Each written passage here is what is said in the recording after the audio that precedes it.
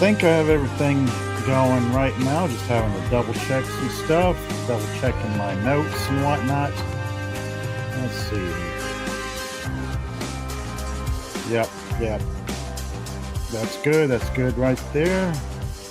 Welcome back, one and all. It's another Monday. Monday. Let me turn the music down here.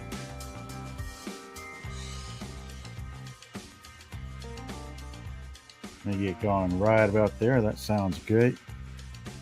I'm going to get my, what am I doing here? I am doing something.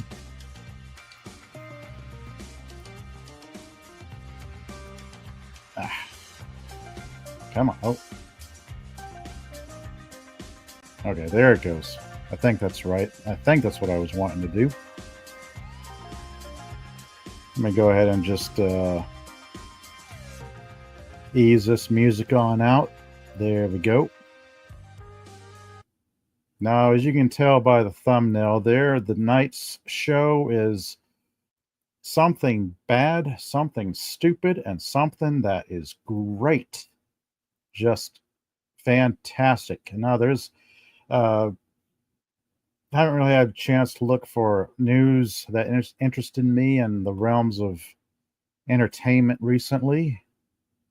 Though there was one article that came across that was just awful, just really, really bad. And I might as well get into it right now. Let me see. I'll go and share this tab. I want to thank you all again for joining me tonight, whether you're live, you're lurking, or you catch me on a replay. I do appreciate you joining me for tonight. Trying to get back into a normal schedule, and I'm getting dangerously close to starting at 10 p.m. The same time I've been wanting to start at for some time. Let's see, let me get this in a row. So this here is one of the articles I came across over the past week or so, brought to us by ScreenRant.com.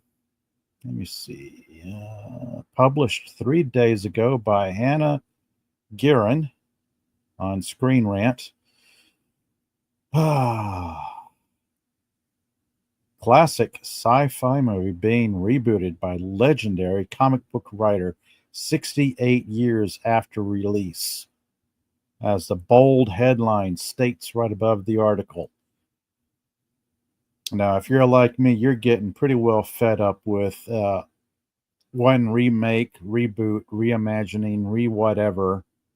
It seems to be all that Hollywood is giving us nowadays. If there's one easy way of saying, hey, show me that you're creatively bankrupt without actually telling me you're creatively bankrupt, this would be it. Forbidden Planet is now getting a reboot decades after its release. Forbidden Planet was originally a 1956 space adventure film about a group of people in the 23rd century who go to investigate a colony of people living on a distant planet. Let's see, I think it was like a military group like a military group, like the, I don't know, Air Force or whatever, going to investigate colonists on a distant planet. So yeah, it's not just some random group of people. Already I'm having problems with this article. But yeah, this shows the next step and the reboot. I don't know what you call it, reboot-itis, whatever Hollywood is suffering from right now. It's like, oh, we've pretty much gone and mined the 80s, the 90s, and the 80s for ideas to try to reboot, reimagine, and re-whatever. They've gone after the 1970s with Battlestar Galactica. Now they're going back to 1956 for Forbidden Planet, and they're going to hack that up. I can't even imagine what they're going to do with Forbidden Planet, because that was a classic film. Uh, so influential. It stood the test of time. It's still an enjoyable movie to watch. I don't know what you could do with it. It's like a real shame because you got to think, why can't somebody out there say, "Oh, let's do something new and original for a change"? But no, no, they keep going further and further back, trying to find ideas to mine from previous movies and TV shows. Let's see here. Well, let's dig into this article some. I'm going to do the article here, which I call the bad. I'm going to nitpick and tear apart a incredibly stupid movie poster. That's going to be the stupid. And then I'm going to wax poetic and celebrate one of the best TV shows I've seen in recent years. I mean, that I'm going to save the best for last. That's going to be something that is so good. I just want to spend my time on that. So let's dig into this article here. Let's see. Loosely inspired by Shakespeare's The Tempest, Forbidden Planet script was written by Cyril Hume. Film was directed by Fred M. Wilcox and featured a leading cast including Walter Pidgeon, Anne Francis, Leslie Nielsen. Yep, that Leslie Nielsen. For those of you who know funny man Leslie Nielsen, what other movies he's been in, this is one of his earlier movies, I believe. I'm not too sure, but it's a serious role for him. Jack Kelly, Richard Anderson, and Warren Stevens. Per Deadline, a reboot of Forbidden Planet is now in the works. Whether we want it or not, who asked for this? Who is this for? I didn't ask for this. I can't imagine anybody out there clamoring for a modern retelling of a great sci-fi classic like Forbidden Planet. I mean, what's next? This Island Earth, War of the well, I almost said War of the Wars, but that has been rebooted and reimagined so many times. It's getting kind of worn thin, honestly. Yeah, I guess the less said about War of the Worlds being remade, the better. But I never would have thought anybody would have said, "Hey, let's remake Forbidden Planet." But here we are. Pretty recent article here. Let's see. The screenwriter for the project will be Brian K. Vaughan.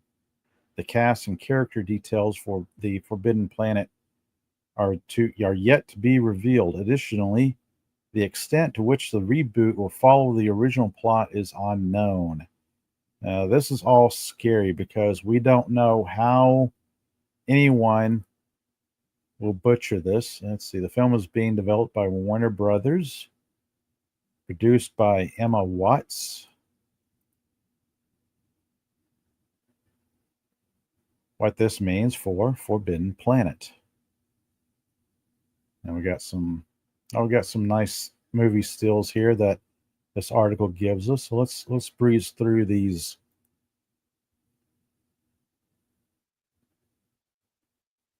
I mean, this is like just a classic era of sci-fi entertainment.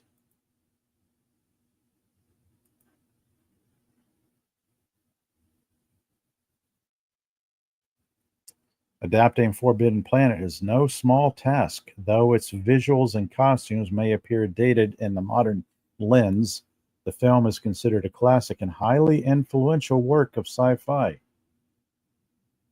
Reboots of Forbidden Planet have been floated over the years, once gaining interest from Avatar and Titanic director James Cameron.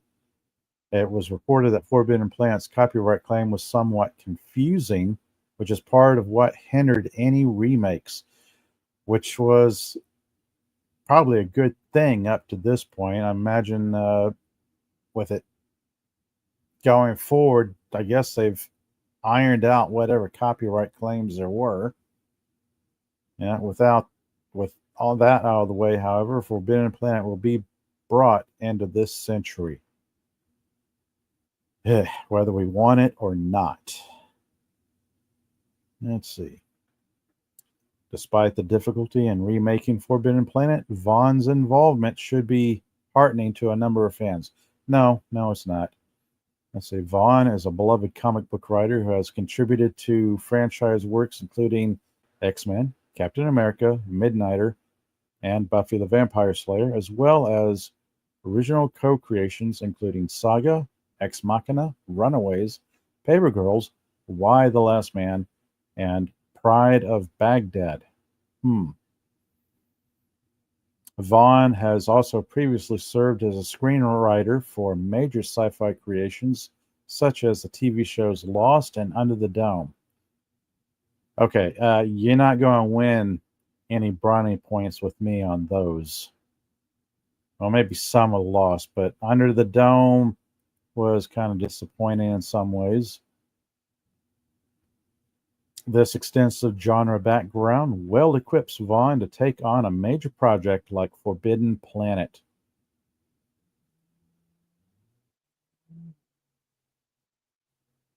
I mean, I can't imagine why anybody would want this. Now that Warner Brothers has secured the rights to the project, this article continues, the next major hurdle to cross will be making a work that is modernized yet faithful to the original. Though its visuals are frozen in time, the original Forbidden Planet has a distinctive color palette and set design whose charm is undeniable. It would be easy for a 21st century adaptation to overly sanitize this look to improve the visuals, though that could risk putting the spirit of the original in jeopardy. Now, I kind of agree. There's no need for this. There's no need for a Forbidden Planet reboot, remake, or reimagining. As Forbidden Planet continues its development, it will be fascinating to see its cinematic version.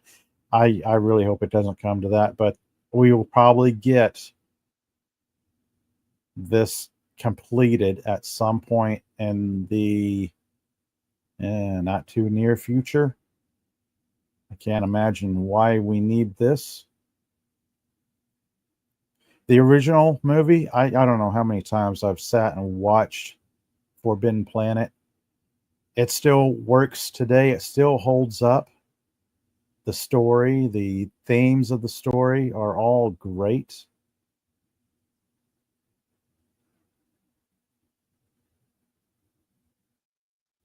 I mean, the special effects might be of the time, but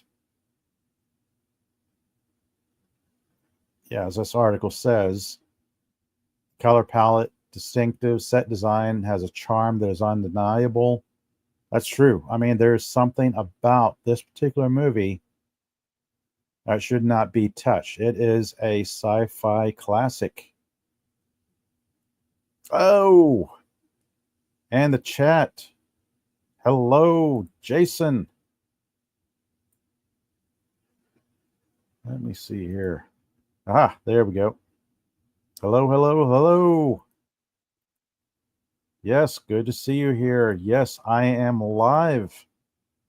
Live for my Monday live show.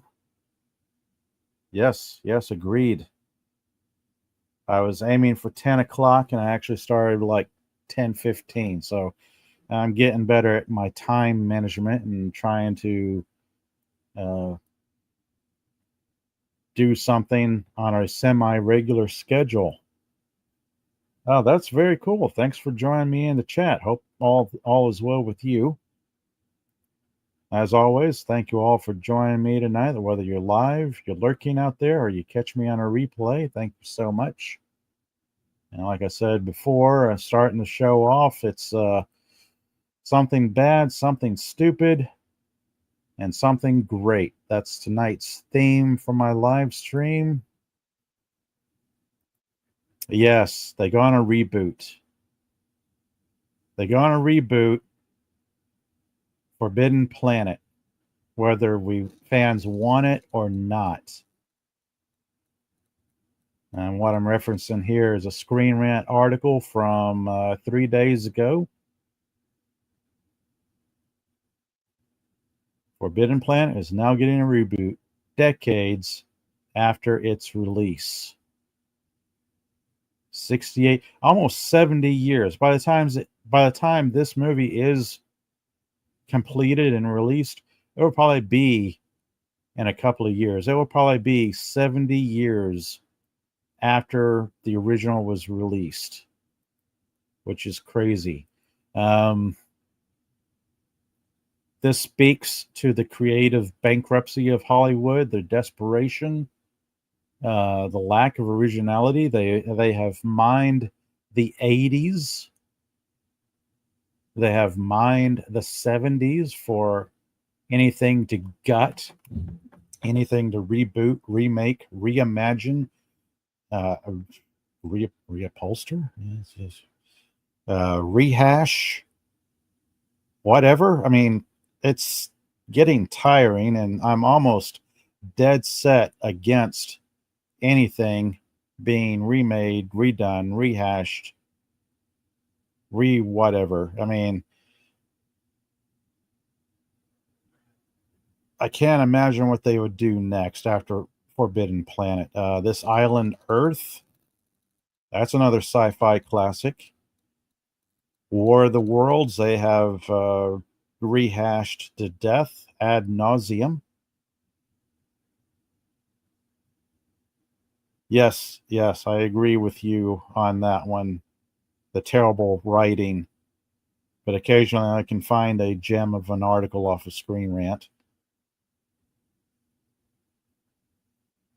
Let's see. Jason saying reboot, remake, etc. is fun once in a while, but not every single time, all the time. That is where we are, because something original is scary. Oh, it's so scary. An original idea, an original thought, an original concept for a TV show. Oh, we can't have that. Somebody out there might put out another great TV show like, Babylon 5, another great TV show like Farscape. We might even get something new from the Stargate franchise. It's kind of barren, the TV and movie theater landscape for quality entertainment.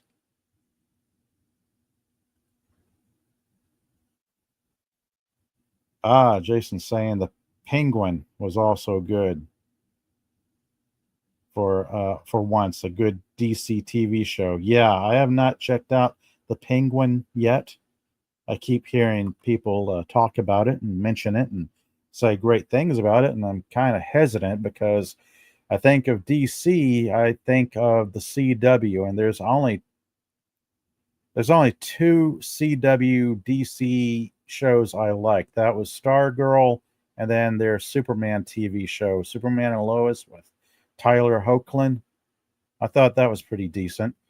The first season or two of Green Arrow was pretty good. This first season or two of The Flash was pretty good. Then after that, it went downhill pretty rapidly. Oh, and Jason's saying they are far from CW. That's good. Now, what I've seen of the Penguin does not look like the CW in production, so that is very, very good. I had to get a quick drink here to wet the whistle. Let's see. I have no idea how late I'm going to go tonight. Let's see. I was doing. What am I doing here? This is the bad of the bad, the stupid, and the great as far as my theme for tonight's live stream. So I'm going to go from the bad to the stupid. And this is something I've been wanting to talk about since I first saw it last week. This is a movie poster that I have been wanting to nitpick and dissect since I first saw it. Yeah, CW used to have some good stuff here and there before they went. Yeah. Like I said, I didn't mind the first season or two of the Arrow or Green Arrow. They took some, they did some changes with the casting I didn't particularly care for, but that was a pretty solid show for a season or two. Then it became like they really wanted to do the Batman, it seemed like, but they had Green Arrow and they just kept bringing in Batman villains for some strange reason. Same thing with the Flash. Flash was good. I had some problems with casting and changing of the characters from the comic books, but it was not bad. And then it became the Flash, and then it went to Flash plus Flash's gang or whatever. Then got convoluted, and I kind of trailed off after that.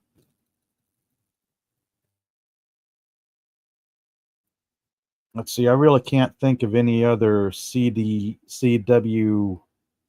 DC Arrowverse show I cared for or anything that really got my attention. We are the Flash, as they said. Yeah, no. I'll go back to that old 90s Flash show. That was pretty decent from what I remember of it. Let's see, where am I going to now? Oh, yes, I went from the bad. Now I'm going to touch on the stupid. Here we go. So when I saw this last week making its rounds on social media, it's like this can't be real, right? This can't be a real movie poster. I mean, come on. Captain America: Brave New World in theaters February 14th. Nobody cares, or well, very few people care about this. No, I'm probably going to be nitpicking on this because there are some things on this I I I can't believe they. First off, you got the Red Hulk here. It's okay. The Red Hulk, massive fist pounding down on the shield. Well, the first thing I thought of is okay, any kind of blow from any variant of the Incredible Hulk. This fella right here will be a greasy pulp in the ground. I mean, unless I missed something, unless the Falcon was injected with the super soldier serum, he has no super strength.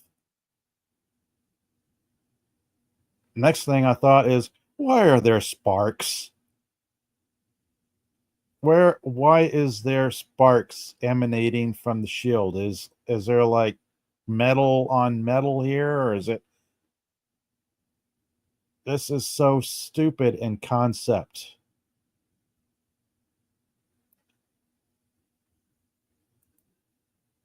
Yeah, Falcon is pure human. That's what I was thinking. I mean, I missed, I skipped Falcon and Winter Soldier. I didn't watch any of that. I have very little knowledge of the comic book character. So, as far as I knew, he was a human, no super abilities, but well trained, athletic. Yeah, you got a point there with Sparks. Like, why this is so stupid. Now, what I found is, oh, I'm going to share this. This is a nice contrast here. This is, what is this? Captain America issue 230, it looks like. If this is a real cover from the Captain America comic book, I have not taken the time to dig into this. It says 1978 Marvel Comics Group. Still only 35 cents. Wow. Back when comic books were cheap and good.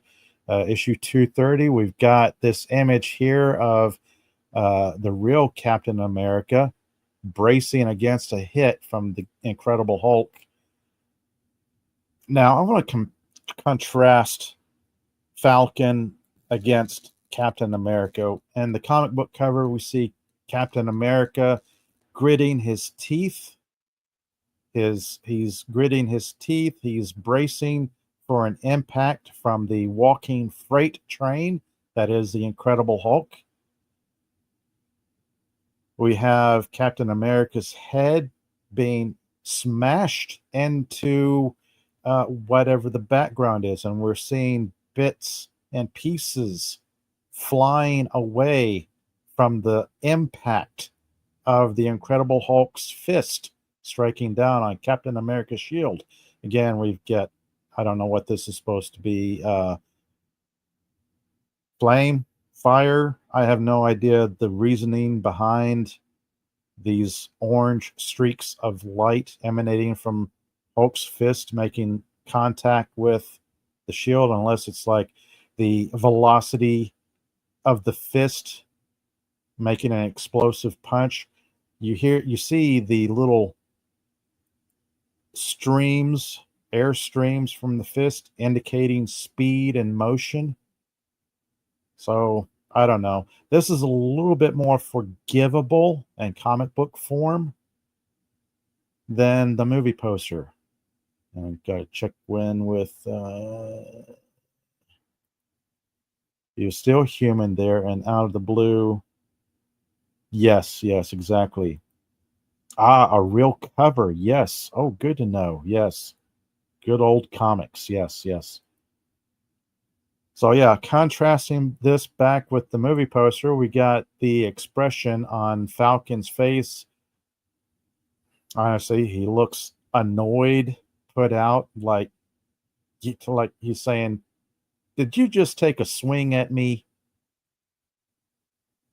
Let me tell you just how annoyed I am that you dared swing at me. Like I can't be bothered by getting into a fight with you right now." There's no sense of motion, no sense of impact. He's not even really bracing for the impact. So yeah, I was just nitpicking this because this is a terribly designed movie poster for what I believe will be a very bad movie. This is probably par for the course for current day MCU and the products they are putting out.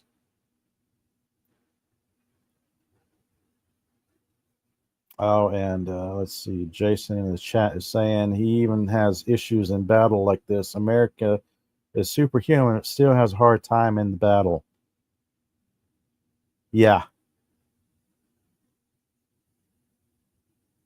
Yeah. Captain America is super strong, superhuman, but he still gives the Incredible Hulk some respect. And that was actually well played in the Avengers movie when he was directing the rest of the Avengers team during the Battle of New York to take care of business. He looks at the Incredible Hulk and simply says, "Hulk, smash." That's how much Captain America Steve Rogers in the movies respected the Incredible Hulk. He knew his strengths. He didn't try to give him a speech or anything. He just said, "All right, big guy, I'm going to let you loose. Hulk smash." Here, I'm not getting any of that in this particular movie poster. This is really bad. I mean, you get no sense of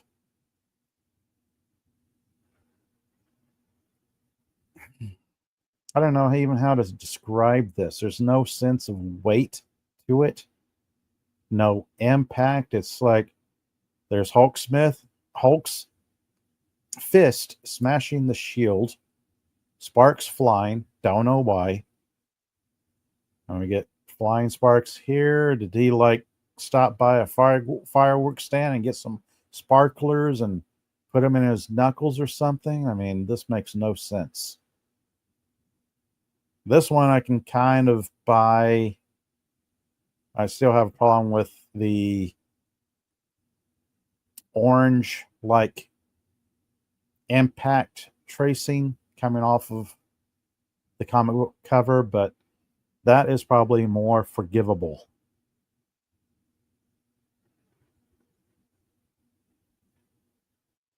Yes, yes, Hulk. I'm human, and I have no problems. So yeah, um, let's see, where am I at time wise? Not going to go very long tonight. I was just wanting to touch on something bad, something stupid. I think I've belabored this long enough. I just feel like that guy from that UHF movie that kept going, "You're so stupid! Stupid! You're so stupid!" No, I'm looking at this, I'm thinking, this is stupid. This is really, really stupid. All right. So I'm not going to belabor that anymore. I have said my bit. I had to get that off my chest. Yeah, I'm not going to watch the movie. I'm not either. Uh, Disney MCU is going to have a major course correction for me to even get interested in anything they produce. Very much like Disney Star Wars. I'm just lost interest in it completely. All right, going from the stupid now to the great. That I have been saving for last on tonight's live stream. One of the best TV shows I have watched in recent years. I mean, this TV show has no business being as good as it is, but I'm glad it is. Let me get my show notes ready here. And hitting the cough button there and sharing this tab. Here we go. Netflix's Cobra Kai. This is easily one of the best TV shows I have seen, and I don't know how long. This is great on so many levels. And I'm getting a definitive heck yeah from Jason there. Let me see, try and juggle windows, getting my show notes up here so I can keep my train of thought a going. Now, Cobra Kai does for me what very few TV shows do. There's only like a handful of shows out there that does what Cobra Kai does. It draws me in. It draws me in to the point where I become fully invested in this TV show and the characters, the situations they find themselves in, the quality of the writing, the production values. I mean, it's just so good on so many levels. It's rare for me to care about characters, their ups and downs, their trials and tribulations, but everything in this particular show just works. It is an incredible joy to watch these characters and not just watch their growth, but on some levels, you can actually feel their character development, the character growth. It's a really good reflection. As I was thinking about this earlier today, because I had just caught up, I just finished binge watching the current season, so I'm caught up. I'm all done with Cobra Kai. I am waiting and anticipating the remainder of this final season. And I started thinking about it. It's a really good reflection of our normal everyday lives and relationships. We see this played out here on the small screen on this show. These characters have their conflicts, they have their struggles, their battles. And what it is, it's messy, layered, complicated relationships, either with friends, family, or even with themselves and their own inner demons, the things they struggle with, to try to overcome with varied levels of success. Very much like everyday people deal with in real life. Relationships are messy, complicated.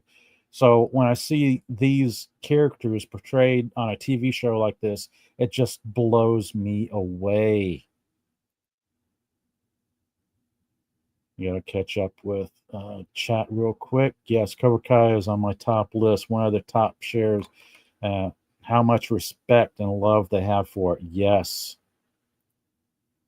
Yep. Yep.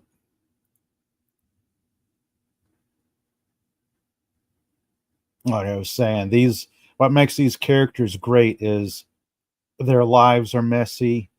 It's relatable. These characters are simply relatable. They even do an excellent job with the antagonists in the show. I mean, on some levels, I can relate to the quote unquote bad guys, which is kind of odd because they have their own murky, complicated situations. And I find myself even caring about the characters who should be the bad guys. But that's just another aspect of the show that works so well. They aren't really bad or good in the show. It's just characters that have depths and layers to their personas. Well, I say that except for one character. There's one character that kind of refuses to change, so he has taken on the chief antagonist or bad guy role. But yeah, all the others they have layers to them. They have depth to them. So that's nothing really cut and dry to these characters. Even the good characters have bad days. I mean, realistically, they have levels of gray, not black and white, but gray. Everyone is both good and bad depending on the situation they find themselves in. It's up to their own individual characters to rise above or stumble with whatever situation they're in. When you have relatable characters, you start finding yourself caring about them, like you actually care what happens to these characters. That's so rare for a TV show to catch me like this. It's rare for a TV show to present characters that are relatable, that I can care about, that I can uh, find myself being concerned about. Like, oh, so what's happening in this situation? Are they going to make it through? It really speaks volumes about the quality writing, the excellent acting, the production values. When they all come together like this, when they all mesh, it simply makes for a quality TV show that I just found myself getting pulled into. I mean, I even love the format of the episodes. There's not really any set length of time. I noticed some are like 30 minutes, 35 minutes. Some might be 45, 47 minutes. But you know what? Uh, they do the episodes in a way that binging them is so easy. I like that famous potato chip brand. It's hard to stop at just one. And before you know it, you've already watched three, four, five, six episodes. I know we've all watched this since episode one of season one, how we were drawn into this world of the Karate Kid, this Cobra Kai. And you start thinking about it back then. I was like, oh, that's kind of a silly concept. They're going to make a spinoff TV show from this old movie. And you think, well, it's this concept. It shouldn't work, but it does. It's amazing that it works on so many levels. Again, that goes back to the quality writing, the acting, production values. It's done on such a small scope that everything is nice and self-contained. We watched each and every season, every episode from season to season, and we've seen how it just raises the bar, raises the stakes, bringing the audience along for one heck of a ride. And it does an excellent job of delivering the expectations that we fans have really come to expect from a show like this. And before I continue on, checking with the chat here, they want many others. They did what many others should have done. Yeah, yeah. I mean, if great majority of TV shows were so as well done as Cobra Kai, I'd be singing the praises of many, many TV shows out here.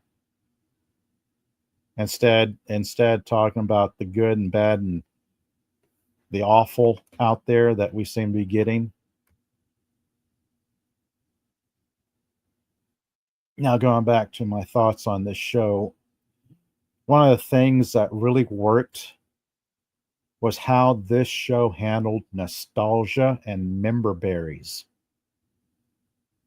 Because you want to talk about a show that leans heavily on the past movie or even two or three movies. Some shows will try to use nostalgia and it just kind of rings hollow. Like there's nothing there. There's no emotional bond, no emotional connection for the audience to get wrapped up in. Some shows will jingle the member berries like keys in front of you, so you can like, hey, remember this character from the past, or hey, remember this member berries here. Remember this? Remember back this TV show that happened? This character from this TV show. Now it kind of falls flat. It falls flat. It doesn't resonate with the audience. There's no connection, emotional or otherwise, with the audience. This show handles nostalgia so well. And that's how it handles nostalgia. It's how it handles its own lore, its own past with respect. The writers care about the past, the lore of the show, everything, starting with the first Karate Kid. Something I just kind of started rewatching the Karate Kid movie series some months back after it was like, what was this? After season 5, waiting for season 6, I thought, well, I'll just sit down and start watching the Karate Kid movies, and it just brought so many memories back, going back to when I first watched them when they came out in a movie theater. It's like that hits you, that resonates with you. The nostalgia that rings with the audience. Now you get a TV show that is so well done. They honor their past, they honor what came before, and bringing it into their own series. It's something that gives this show some emotional weight, and it makes it even better. We get to watch these characters reflect on their past events, and they even use flashbacks and reflecting for their own growth and development. They learn lessons from the past, and even bits of wisdom that still gets handed down to them in memories. Like, oh yeah, I remember this way back when, and I can see how using that lesson I learned 20, 30, 40 years ago, how it still applies to today. Now, this show, simply put, it fires on all cylinders. It's been a fun ride so far, and from start to its eventual finish. I know when I'm done with the last episode, the TV landscape will be lesser without Cobra Kai around. It'll be sad to think that very few shows out there will be this good.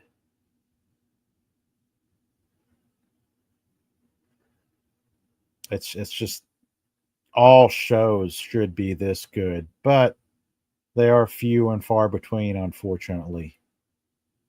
Let me catch up with the chat real quick. Yeah, Jason saying they respect the OG and expand the story with respecting the lore that came before. Yes. We all would make happy. We'd be more happy with things. Yes.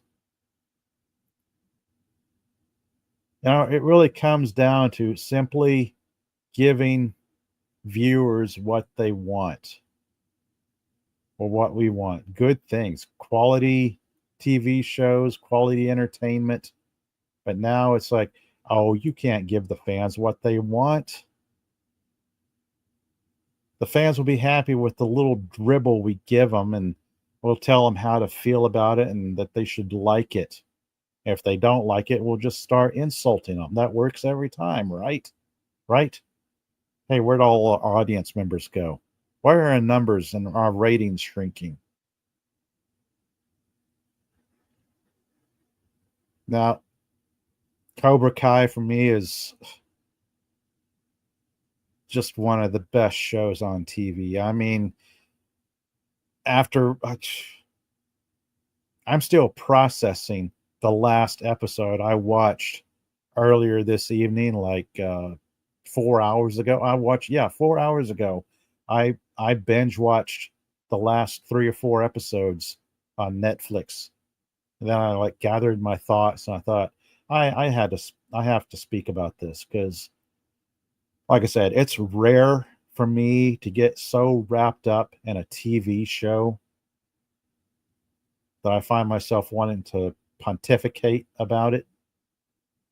That I find myself wanting to wax poetic about what such a good show it was or is, because we're still waiting for the last few ever how many episodes of this season. It's kind of odd. I was expecting the season to be chopped up in two parts. Like, here's the first 6 episodes, here's the remaining 6 episodes, but nope.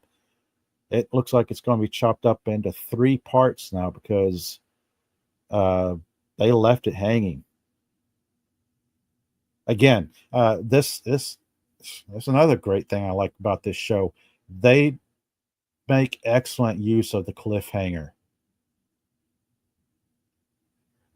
They set something up and they will drop it right in your lap and go, okay, see you next episode, and you're sitting there thinking, uh, uh, uh, I how's this going to be resolved? I can't wait for the next episode. Yeah, part 3 will be released February 13th, 2025. Yeah, that date cannot get here soon enough.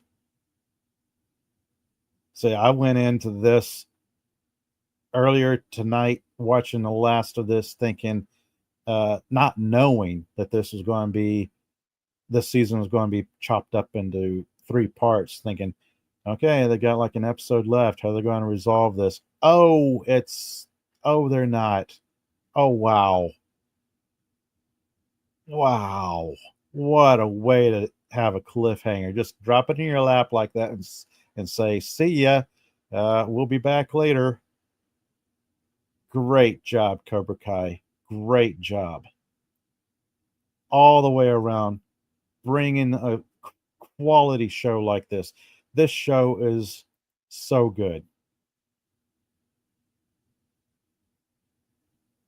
I I'm having a hard time just thinking of all the shows that hit me like this one. Some levels Babylon 5, some levels Farscape, some levels Firefly. Those shows are impactful and excellent watches. Let's see, Star Trek TOS. That's an excellent show. Some will say Star Trek Next Gen, but I was never a big Next Gen fan. So yeah, my list of favorite TV shows, that the ones that resonate with me, the ones that I will like sit down and have no problem just sitting down and rewatching, even though I might have rewatched a full series like 3, 4, 5 times. Those shows are very rare. Cobra Kai will be one of those shows. Cobra Kai will be one of those shows I will definitely collect in physical media once Netflix releases them in like Uber 4K super duper spiffy uh, box set, steelbook, whatever, with the movie poster, blah blah blah, and the collectible artwork. Yeah, I'll buy all that. I will buy all that. Yeah, that cliffhanger was, yeah, can't stop now. I want the rest now. But yeah, next year, February 13th, next year.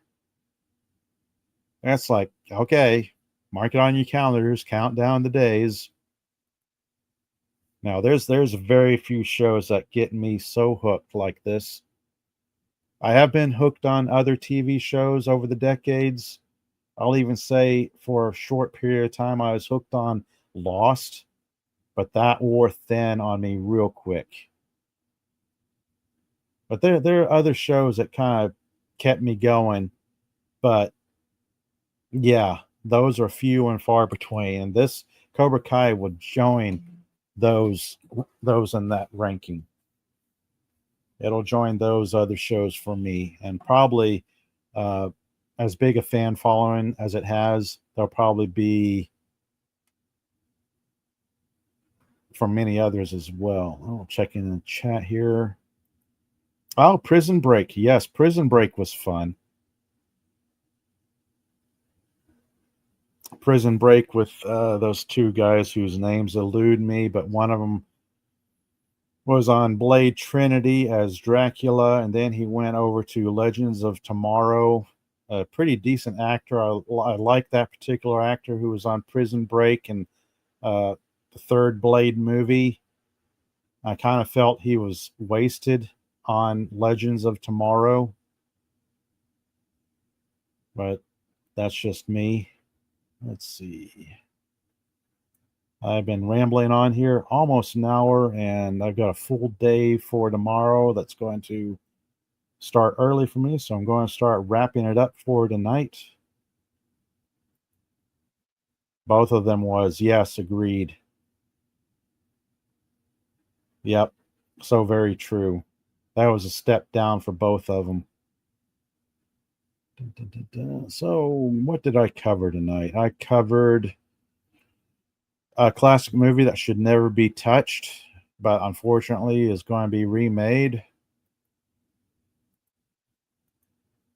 I had to get this terrible movie poster out of my system by nitpicking it and talking about how stupid it was in my point of view. And then going on about one of the best TV shows I have seen in recent years. Something that just resonated with me because you watch these characters and you find each character relatable in some way. Their struggles, the things they go through, the things they have to deal with. It's so realistic. And it just speaks volumes of the quality of this show, the quality of the writing, the acting, production value. We should have more great TV shows like this. But let's see, as I draw things to a close, I want to thank you all again for joining me tonight, whether you're live, lurking, or you're catching me on a replay. Thank you so much. Thank you to Jason Fox from 540 Studio for joining me tonight. Very cool seeing you here, Guy. Good stream. Thank you.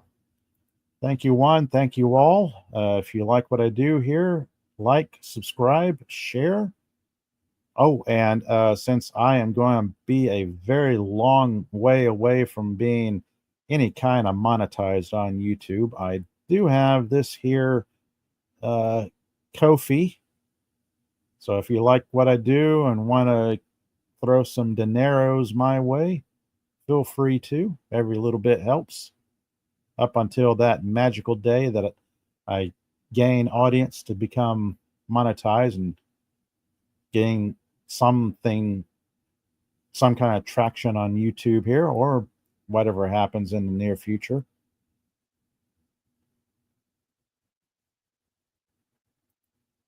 Always good. Yeah. Oh, I'm glad you were able to drop by as well. Thank you. Thank you. And with that, everyone, thank you so much. I'll be doing stuff later on throughout the week. I have no idea. I don't know what I'll be doing day to day. Some days are busier than others, but until next time, everyone, I'm going to get my in here rolling as I play on my ending theme. Thank you all for joining me tonight. Until next time, everyone. Later.